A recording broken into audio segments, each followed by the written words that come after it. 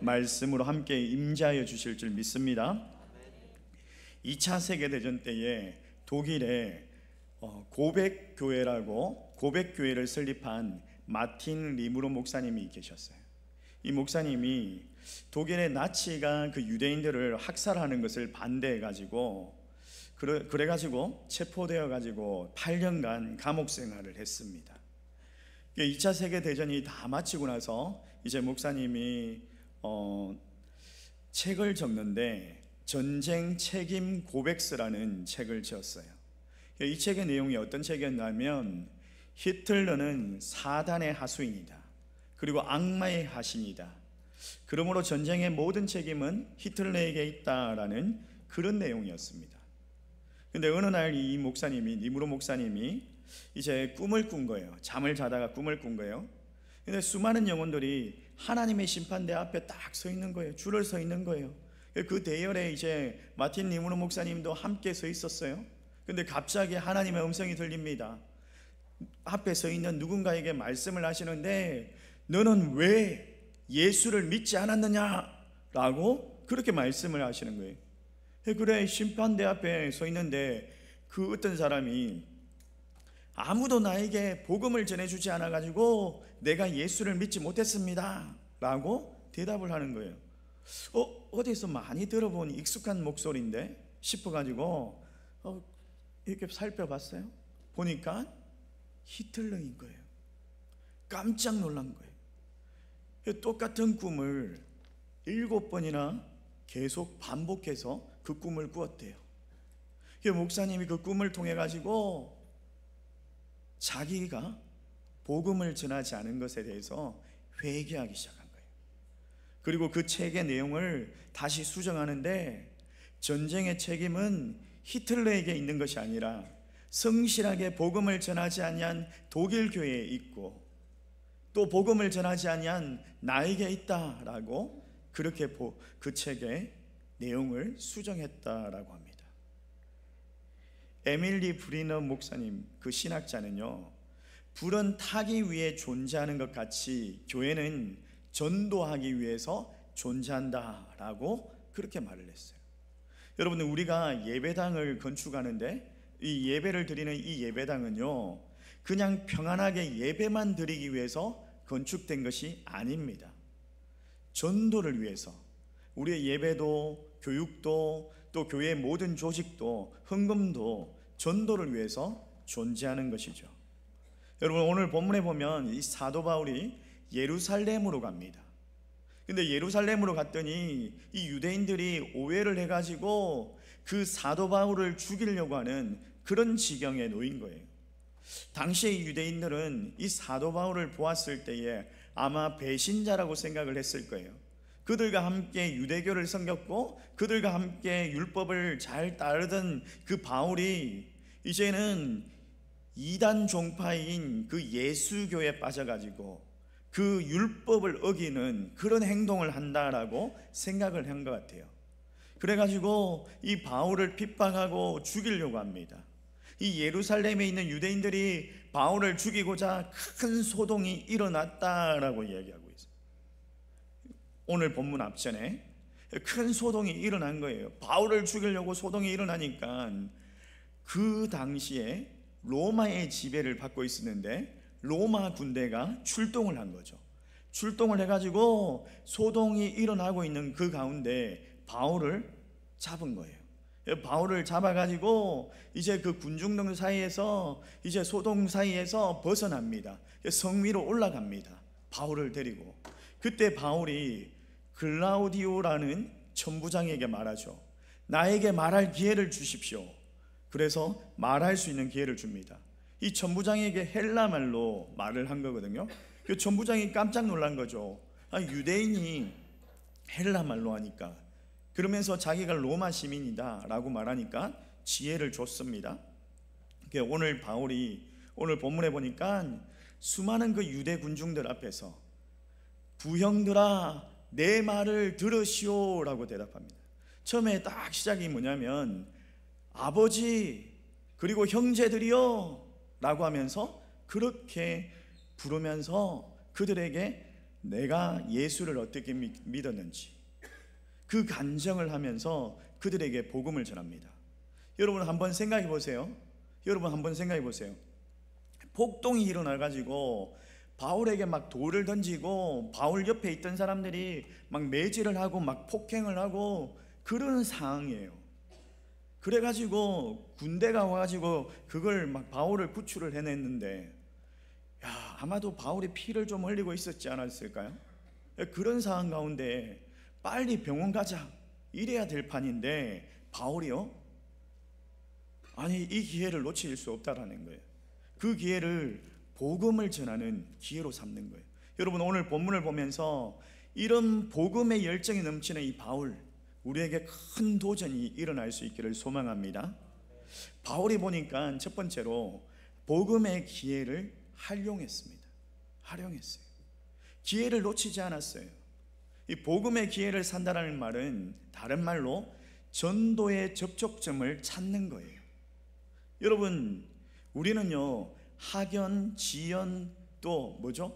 혈연 뭐 이런 것들을 중요하게 여깁니다.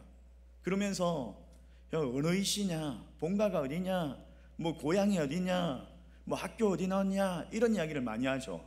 근데 그걸 통해 가지고 많은 사람들은 뭐 어떻게 하면 출세를 해볼까, 어떻게 하면 성진을 내볼까, 어떻게 하면 좋은 자리를 가볼까 이런 걸 고민하는데, 여러분 예수 믿는 사람은요 그게 아니라 우리에게 학연, 지연, 혈연을 주신 이유는 그걸 통해서 복음 전하는 기회로 삼으라고 주신 줄 믿습니다. 1973년에 빌리 그레함 목사님이라고 아주 대부흥사죠. 이 목사님이 한국에 방문하신 적이 있어요. 여의도 광장에서 크리스찬들이 모여가지고 전도 집회가 있었습니다. 그때 당시 한 100만 명이 모였다라고 하죠. 그때 근데 한국하고 이스라엘하고 축구를 한 거예요. 축구 경기를 했는데 한국이 이스라엘을 이긴 날이에요. 빌리 그레함 목사님이 제일 먼저 이제 복음 전도 설교를 하기 전에 제일 먼저 무슨 이야기를 했냐면 축구 이야기를 하면서 한국이 이스라엘을 이긴 것을 축하한 거예요. 그러니까 한국 사람들이 마음의 문이 열려가지고 그 목사님 말씀을 듣고 또 그 자리에서 예수 믿는 사람들이 많이 늘어났다는 거죠. 여러분 어느 집에 들어가든지 또 전도 대상자들을 만나든지 그 사람들의 장점이 있지 않습니까? 그 사람들에게 칭찬할 그런 점들이 있지 않습니까? 그걸 찾아가지고 칭찬을 하는 거예요. 집에 들어가서 보니까 정리정돈이 깨끗하게 잘 되어 있습니다. 그걸 칭찬하고 또 자녀들 사진도 보면서 또 자녀들도 칭찬하고 이러면서 그 상대방이 내가 전도하려고 하는 사람이 원하는 것이 뭔지, 그것이 뭔지를 먼저 파악하는 것이 중요하죠. 그 사람의 관심사를 가지고 대화를 나누다 보면 자연스럽게 복음을 전할 수 있는 기회가 생겨나는 거예요. 자, 2절 말씀 우리 같이 한번 읽어볼까요? 오늘 본문에도 그런 내용들이 나오는데 우리 같이 한번 읽어봅시다. 시작. 히브리 말로 말함을 듣고 더욱 조용한지라 이어 이르되. 여러분 그 당시에 이제 공용어는 헬라어라고 합니다. 헬라어인데 오늘 본문에 보니까 바울이 무슨 말로 했죠? 히브리 말로. 히브리 말은 누구의 언어예요? 유대인들의 말이죠. 유대인들의 모국어입니다. 히브리 말로 하니까 그 자리에 바울을 아는 사람도 있고 바울을 모르는 사람도 있었던 것 같아요.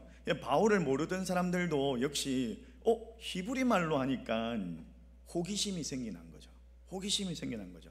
우리가 보통 전라도 사람을 만나면 전라도 사투리하고 경상도 사람 만나면 경상도 사투리하고 이러면은 아이고 고향 사람인 줄 알고, 맞죠? 그렇게 반기죠. 그와 같이 바울이 히브리 말로 딱 이야기를 하니까 그 사람들이 귀를 기울인 거예요. 3절 말씀에 이렇게 이야기합니다. 나는 유대인으로 우리 조상들의 율법을 엄한 교훈을 받았고 라고 하면서 내가 그 유대인들의 그 말과 그 문화를 잘 알아, 그 율법도 잘 알아 라고 하면서 그들의 공감대를 산 거예요. 그러면서 복음을 전합니다. 여러분 이 바울이 참 지혜롭게 유대인들을 만날 때는 유대인들에게 그들의 말과 또 문화로 복음을 전하고, 헬라인들을 만날 때는 헬라언어로 또 그들의 문화로 복음을 전했어요. 누구를 만나든지 누구를 만나는 자, 그 사람의 영혼을 얻기 위해서, 그 사람의 마음이 열리도록, 그 사람의 눈높이, 그 사람과 같이 되어서 복음을 전하는 거죠. 여러분, 토끼를 잡으려면 어떻게 해야 되죠? 토끼는 어디를 잡아야 돼요? 귀를 잡아야 돼요. 또 고양이를 잡으려면 어떻게 되죠? 목을 잡아야 돼요. 목덜미를 잡아야 돼요. 고양이 꼬리 팍 잡아당기면 어떻게 되는 줄 알아요? 그 뱀은 어디를 잡아야 되죠? 머리를 잡아야 되죠. 사람은 어디를 잡아야 되죠? 사람은 어디? 예? 그렇죠. 마음을 잡아야 돼요. 마음을. 예. 사람도 목 잡으려 했죠. 사람은 마음을 잡아야 되는 겁니다. 여러분, 예수님께서도 전도하실 때 보면 사람들의 마음을 잡아요. 우물가에 그 물기를 온 그 여인, 사마리아 여인에게 나에게 물 좀 달라라고 말씀하시면서 그 여인의 아픈 마음을 알았죠. 내가 5 남편이 있지만은 그 남편이 아니다라고 하면서, 그러면서 그들의 관심사를 가지고 접촉점을 가지고 그들에게 복음을 전했어요. 우리도 마찬가지입니다. 우리 교회에 많은 동호회가 있습니다. 뭐 자전거 동호회, 배드민턴 동호회, 또 축구 동호회, 탁구 동호회, 또 뭐가 있죠? 예? 뭐 동호회가 많아요. 근데 이 동호회를 하는 이유가 뭔지 아세요? 그 관심사를 가지고 전도의 접촉점을 삼기를 원하는 그런 마음에서. 그래서 여러분 주변에 뭐 배드민턴 못 치는 사람이 있으면 데려오고, 그러면서 이제 복음 전하는 거죠. 그렇게 하면서 복음 전하는 거죠.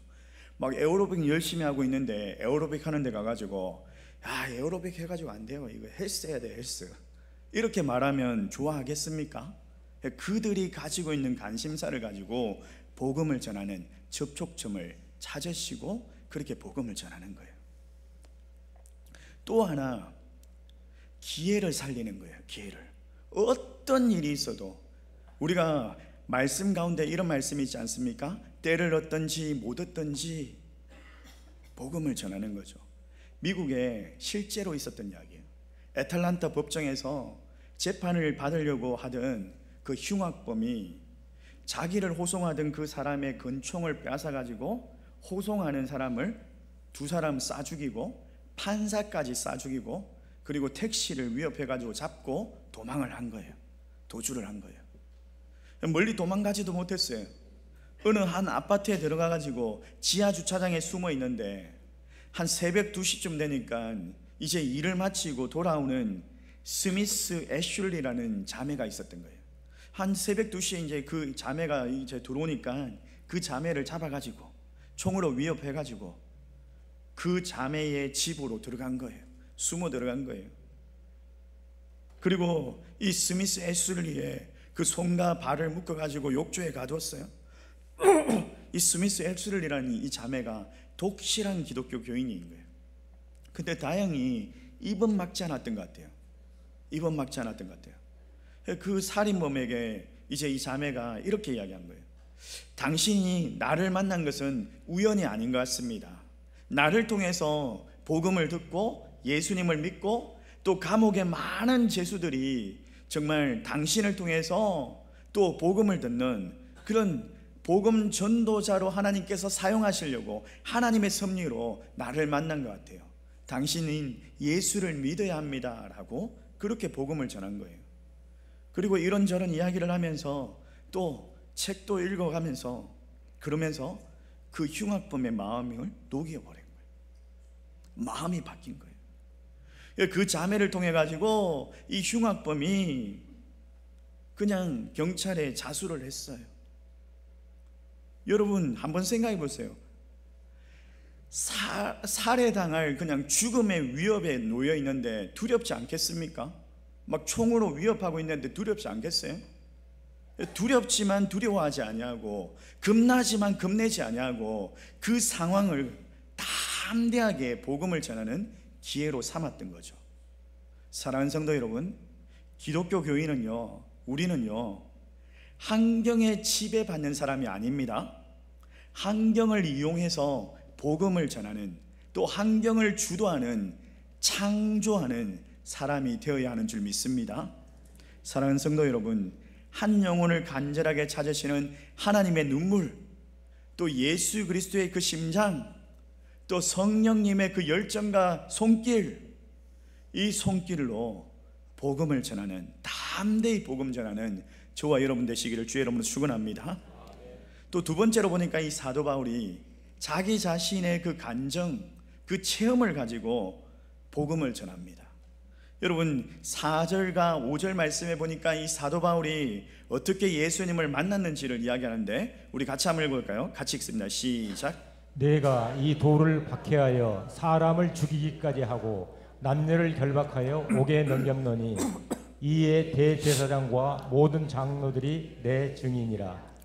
유대인들에게 가장 높은 사람들, 그러니까 그 당시에 높은 사람들은요 대제사장들이죠. 대제사장이 2명이 있었거든요.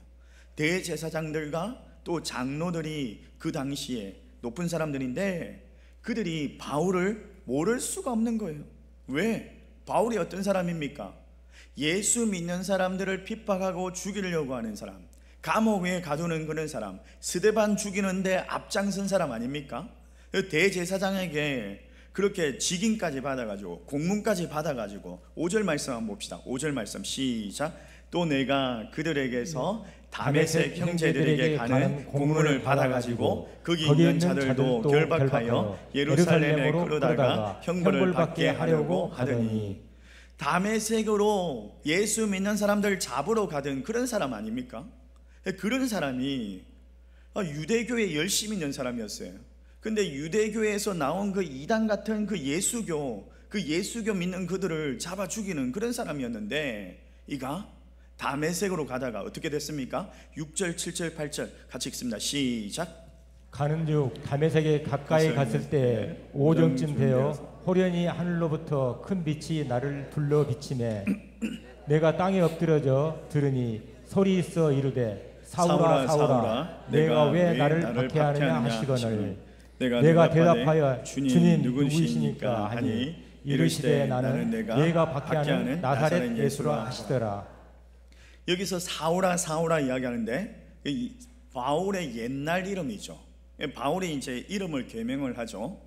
바울의 옛날 이름이에요. 바울이 막 예수 믿는 사람 잡으러 가다가 빛으로 오신 예수님을 만난 거죠. 빛으로 오신 예수님을 만났어요. 근데 함께 가던 사람들은 예수님의 음성을 듣지 못했습니다. 바울만 예수님의 음성을 들었어요.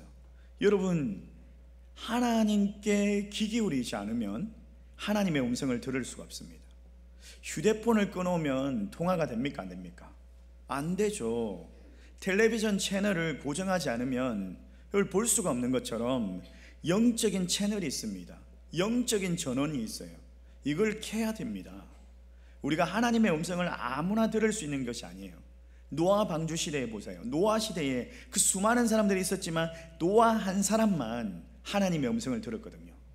갈대아 우르에 그 수많은 사람들이 있었지만 아브람만 하나님의 음성을 듣고 너는 본토 친척 아비의 집을 떠나라, 그 말씀에 순종했거든요. 하나님께서 지시하시는 그 땅으로 갔거든요. 여러분, 하나님의 음성을 듣기를 원하십니까? 때로는 우리가 성경을 읽을 때 하나님의 음성을 들을 수가 있어요. 때로는 꿈과 환상을 통해서도 하나님의 음성을 듣는 경우가 있습니다. 근데 채널이 고정되어야 돼요. 하나님께 고정되어야 돼요. 하나님의 그 마음이 어떤가, 하나님의 그 소원이 뭔가, 하나님의 그 꿈이 뭔가, 그 채널을 고정해야지 하나님의 음성을 들을 수 있는 거죠. 바울은 분명히 주님의 음성을 들었습니다. 그리고 그들의 부하에 의해 가지고 그들과 함께 갔던 사람, 바울과 함께 갔던 사람의 그 손에 이끌려 가지고 눈이 어두워졌죠. 눈이 어두워졌죠.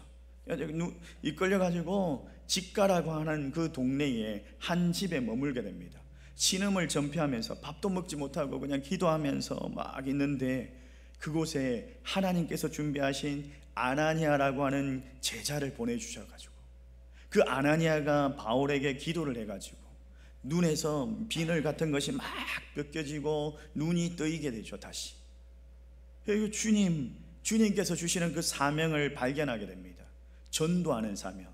그래서 이 바울이 가는 곳마다 자기가 어떻게 해서 예수를 믿게 됐는지, 자기가 겪었던 그 신앙의 체험, 영적인 체험들을 간증하고 다니게 되죠.